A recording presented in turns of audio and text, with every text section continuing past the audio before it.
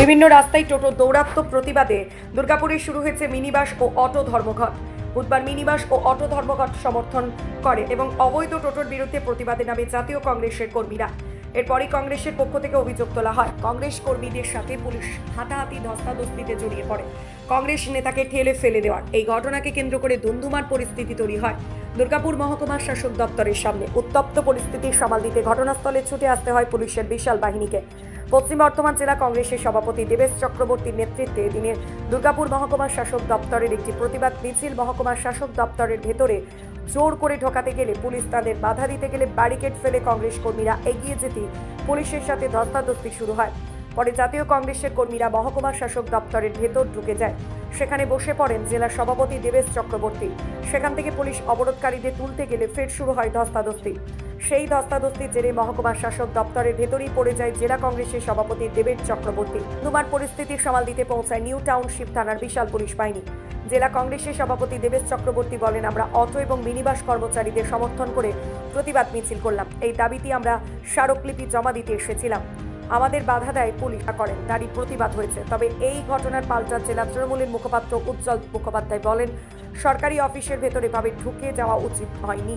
পুলিশকে না জানিয়ে এই কাণ্ড বাঞ্ছনীয় নয়, আমরা এর বিরোধিতা করছি।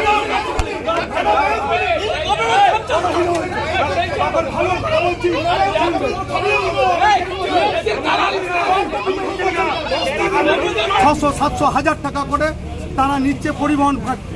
এখানকার গরিব মানুষ, মহিলা, কৃষক, ছাত্রছাত্রী, অসুস্থ রোগী, বৃদ্ধ, বৃদ্ধা, শ্রমিক সকলে নাভিশ্বাস উঠেছে।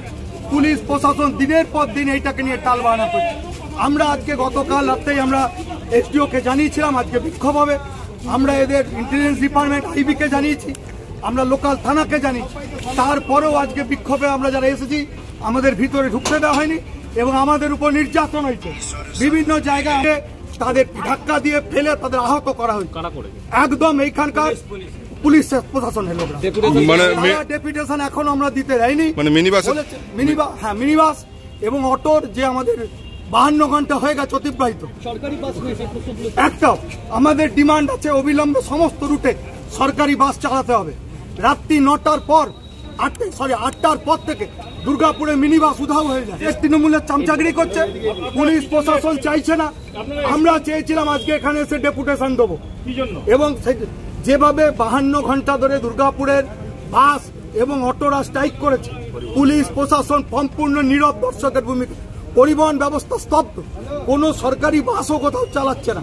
অটো এবং বিভিন্ন জায়গায় টোটো এবং বিভিন্ন জায়গায় ট্যাক্সি যারা আছে তারা উচ্চ হারে দাম নিচ্ছে পরিবহন পারপাস। আমরা তার বিরুদ্ধে প্রতিবাদ জানাতে আজকে এখানে এসেছিলাম। এখনো ডেপুটেশন দেওয়া হয়নি, আমরা কথা বলছি, যদি দিতে দেয় ভালো, তাহলে আমরা বৃহত্তম করতে দেবে না। তৃণমূলের অঙ্গুল হিলনে চলছে, মন্ত্রী, তৃণমূলের জেলা সভাপতি, বিধায়ক এদের অঙ্গুল হিলনে কাজ করছে। পুলিশ প্রশাসন সভাপতি তারা দলদাস, তারা তৃণমূলের নেতৃত্বদের প্রোটেকশন দিতে ব্যর্থ আর বিরোধীদের উপর অত্যাচার করতে তারা সব। কংগ্রেসের নিজস্ব ব্যাপার স্যাপার তারা কেন গেছিল, আর সেখানে আমি যা শুনলাম কংগ্রেসের জেলা সভাপতিও ছিলেন, কিন্তু দায়িত্বশীল লোক এবং এসডি অফিসে তার কাছে নতুন জায়গা নয়, কিন্তু প্রায় যান, তো কেন তাকে ধাক্কাধাক্কি করে যেতে হবে? এটা তার নিজের সংস্কৃতি এবং তাদের একটি ব্যাপার। কারণ আমি জানি আজকে মিনিবাস অ্যাসোসিয়েশন তারা একটা ডেপুটেশন নিয়ে গেছিলো, তারা একটা অচলাবস্থার সৃষ্টি হয়েছে, প্রশাসনের হস্তক্ষেপ চাইছে, সেটা একটা পার্ট। কিন্তু কংগ্রেস কিসের জন্য গেছিলো তা আমাদের জানা নেই, কারণ তাদের কাছে কোনো বার্তাও দেয়নি, কোনো প্রচারও নেই। এবার হঠাৎ করে গিয়ে কেন ধাক্কাধাক্কি করছে, এটা তাদের কী উদ্দেশ্য, এটা তারাই বলতে পারে।